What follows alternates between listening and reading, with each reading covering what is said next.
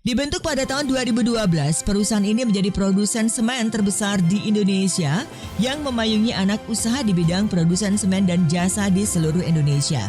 Kehadirannya semakin memperkuat komitmennya dalam mewujudkan pembangunan berkelanjutan.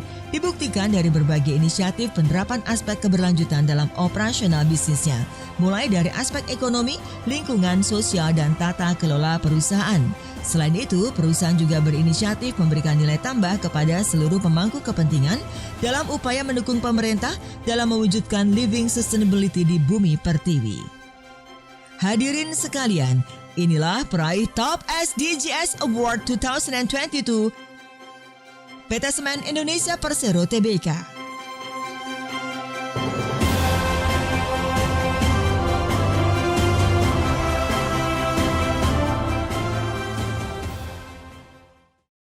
Satu, dua, tiga. Sekali lagi, satu, dua, tiga. Padahal Semen Indonesia itu walaupun sunatan massal gitu ya, tapi CSR-nya bagus gitu ya. Mestinya saya tidak tahu apakah memang tidak daftar atau memang tidak lolos gitu ya. Memang dulu Pak Ganjar gitu ya, kebetulan saya dulu di CSR memang sering mengadakan sunatan massal gitu ya. Beda sama dengan Pak Bricet. Kalau Pak Bricet itu langsung dicat kelihatan catnya. Tapi kalau sunatan massal kemudian langsung dicor semen, kasihan gitu ya. Sehingga kita sekarang memang sudah mulai mengurangi Pak kegiatannya seperti itu, walaupun efeknya ada sih sunatan massal, karena nanti warga kemudian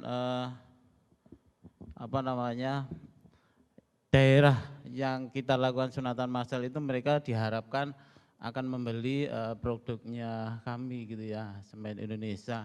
Nah, Bapak Ibu yang kami hormati, bahwa Semen Indonesia itu kami yang di Jakarta merupakan holdingnya, kemudian punya anak usahanya yang di bidang semen ada 8, kemudian ada banyak lagi yang di bidang non semen gitu ya. Ada di Aceh, kemudian di Padang, semen Padang, kemudian di Jawa sini ada semen Narogong, ada semen Cilacap, kemudian di Tuban ada Gopo Tuban, semen Gresik, kemudian yang di Rembang semen Gresik, kemudian di Tuban itu selain ada Gopo Tuban gitu ya, mereknya semen Gresik juga ada Dynamix gitu ya di sana. Kemudian di Sulawesi ada semen Tonasa. Nah, ke depan kami akan mengakuisisi semen Batu Raja. Jadi harapannya Semen Indonesia ini menjadi lebih besar gitu ya.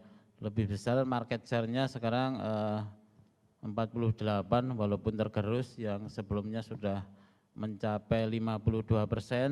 Namun karena banyak pemain gitu ya, pemain semen swasta maupun luar negeri, ada konsumen, ini yang paling berbahaya bagi kami, sehingga market share kami tergerus menjadi 48%.